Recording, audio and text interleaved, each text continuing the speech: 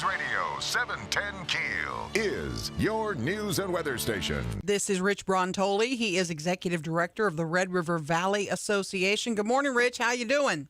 Good, thank you. Hey, Mr. Rich, I apologize for not knowing. There seemed to be, of late, with all the flood stuff, a bevy of organizations that are just suddenly getting a lot of news. Would you explain to us, anybody that doesn't know, what the Red River Valley Association does?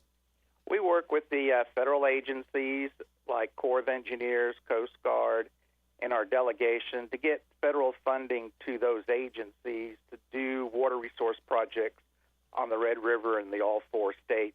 Everything from irrigation, navigation, levees, reservoirs, water quality, water supply. So we work to get funding to the federal agencies. Pardon me, it sounds to me like, given the last month or so, 6 weeks, you've got a lot of stuff to do. What are we working on? Our main effort has been with the navigation community because on 16 May, Lock 5 was closed to navigation. The water was too high. And it opened again last week, but then with this new rise, it closed again on Saturday. So the main impact to navigation has been, for 2 months now, there has not been barge traffic to the Caddo-Bossier port and other ports along the Red River. Rich, I've got to ask, I know you've been traveling, you've been up in Arkansas, et cetera, with all this business, but do we know yet what impact this flooding has had on, say, the banks of the Red River or the, what do you call it, the flow? Are we going to see a change in the flow? Well, we're going to see a change in the river above Shreveport-Bossier because that's uncontrolled. So, yes, I've already had farmers and landowners tell me where you have sharp bendways where the river is sharp, it is actually cut across, and they've lost land. Land that they were actually using are now islands. And then since it's the border between Oklahoma and Texas, some land that was in Texas may now be in Oklahoma or Arkansas and Texas. So the river has, with this high flow and high water, actually cut through land and taken land away from farmers. Now, you had mentioned procuring federal emergency funds for folks in this area. There's so much government money floating around. Who specifically will you be looking for to get monies to the Arklatex? Our main effort will be for navigation, to get the navigation back into order so that we can get the barge traffic back to the port. Who will that be coming from? What exactly will that entail? That'll be with the Corps of Engineers and the Coast Guard, because the Coast Guard marks the channel with the buoys. The Corps of Engineers will do the dredging, and they operate the lock and dams. So they're going to have to. They have to do some repair to the lock and dams, very minor. They're all working now, but still, they need funding above and beyond their normal operation and maintenance funding they get each year. So our main effort is more towards the commercial navigation, commercial industries, to make sure we get their transportation and goods back in order so they can.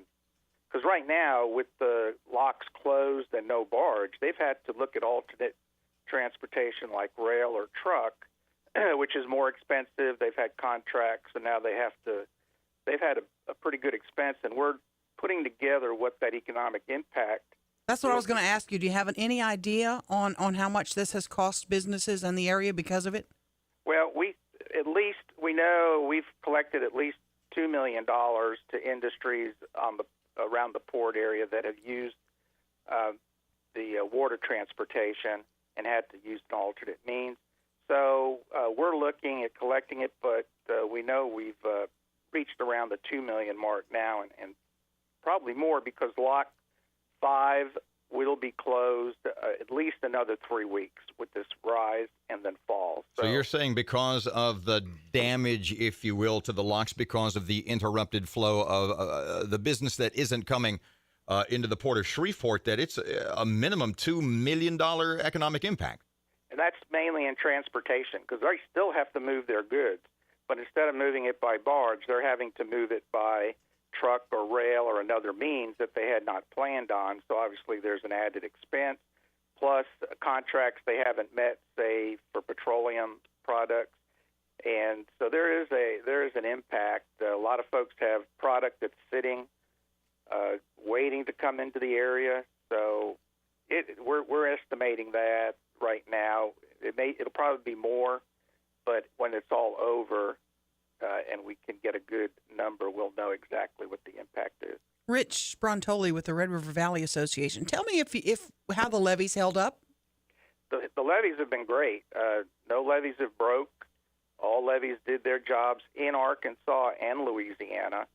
And the Corps of Engineers was out on the levees working with the levee districts to make sure any problem areas or potential problem areas were shored up or sandbagged. So the levees did their jobs, as well as the reservoirs above us. They all held the water back as much as they could. We all know that Lake Texoma went over the emergency spillway. That's how much water they got. You can't do much about that. But we'll have to wait to see how much erosion we're looking at, right, until the water goes down, correct?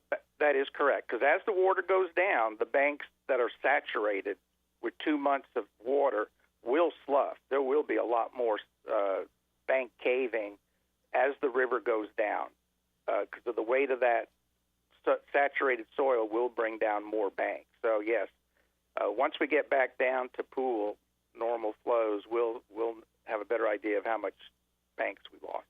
Rich Brontoli, Executive Director of the Red River Valley Association. Thank you for your time today.